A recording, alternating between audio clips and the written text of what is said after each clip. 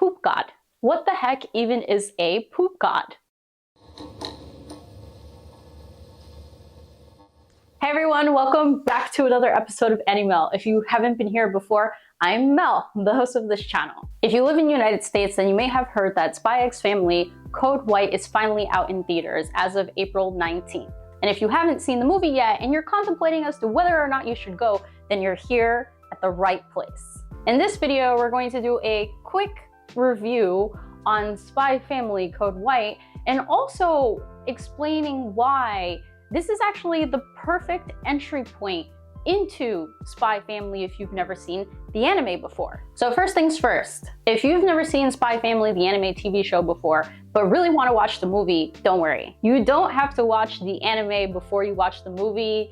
The movie does an excellent job in explaining who all of our main characters are, like Loid, Yor, Anya, and even Bond, the dog, all of their special skills and abilities, as well as the odd family dynamic that anime TV viewers have grown to love. So don't let the fact that you have not seen the TV show hold you back from going to watch the movie. If anything, I urge you more so to go watch the movie because they're going to explain it to you in a more concise manner, the premise of Spy X Family, and it may even prompt you to want to watch the TV show. And if you're someone who watches the TV show and wants to get perhaps their friends into it, or their partner into it, or maybe even their kids because Spy X Family is a very kid-friendly anime, then please take them to go watch the movie because that movie will do all the explaining that you don't need to do and the TV show doesn't need to do. Spy Family Code White. Spy Family in general is known to be a very comedic, well-blended action show with perhaps a little bit of romance mixed in between. It's just a whole host of different genres.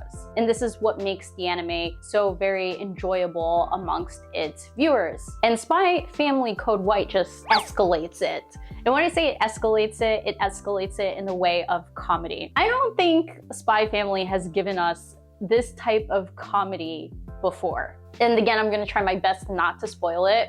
But if you watch the trailer, then you should know that the whole aspect of this movie is that Anya has kind of eaten this thing called a microfilm, and bad people are after her to acquire this microfilm, so Loid and Yor have to save her. And this is all happening while they're on family vacation in some winter wonderland place. It's very pretty. So in Anya getting kidnapped because they need to get the microfilm out of her, what do you think is the number way to get something out of someone's body that they've ingested? If you said through using the bathroom, then you're absolutely correct.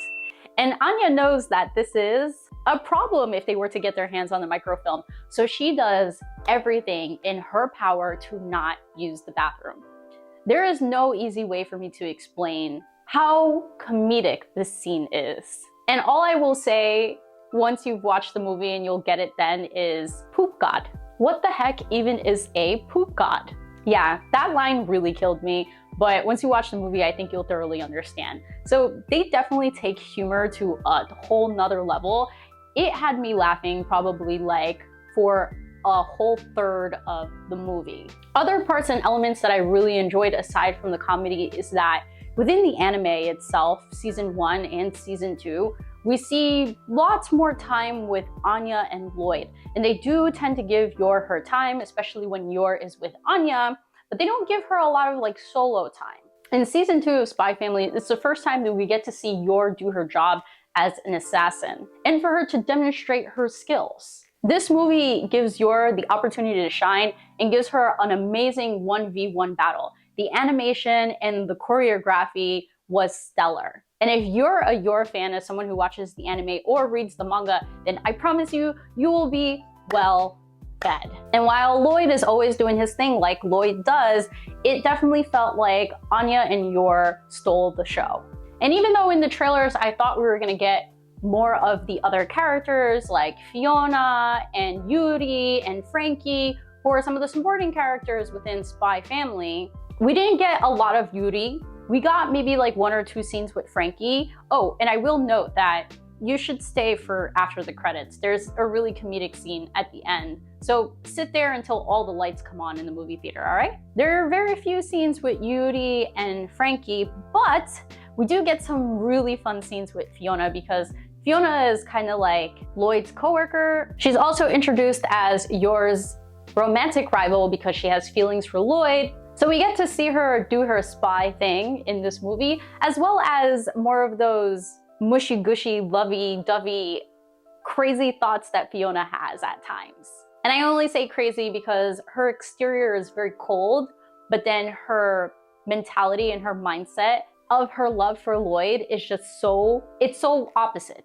Aside from Fiona, Yuri, and Frankie, they do bring Bond along, the family dog, which I was really happy about because they usually leave him home. When he first got introduced, we got an episode or two of him to explain like his backstory, how he got his abilities, and so on. But since then, we don't get to see much of Bond.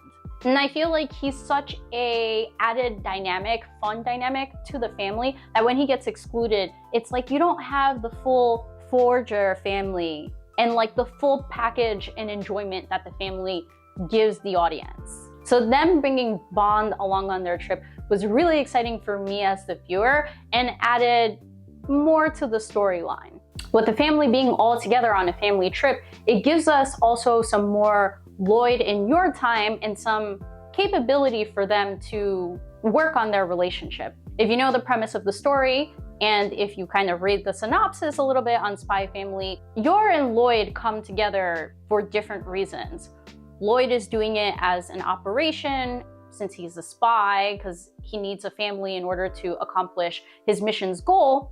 And Yor is doing it as a cover to her being an assassin. But since this is a family trip, a family vacation, they are trying to enforce their time together because they want to act as a family. And because of that, it kind of puts Yor and Loid into the situation of, you know, getting to know each other more and perhaps fostering that very quiet romantic flame that they both have that is not quite explored much within the TV show. But the movie does give Loid and Yor the opportunity to realize their feelings more for each other because I feel like we're still in the phase of denial in season 1 and season 2, and just a touch in the movie, but they're pushing the boundaries on it, which I really loved. So you can expect this movie to be everything that the TV show Spy Family embodies, except they take it up a notch. There's definitely a lot more action, especially on Yor's part.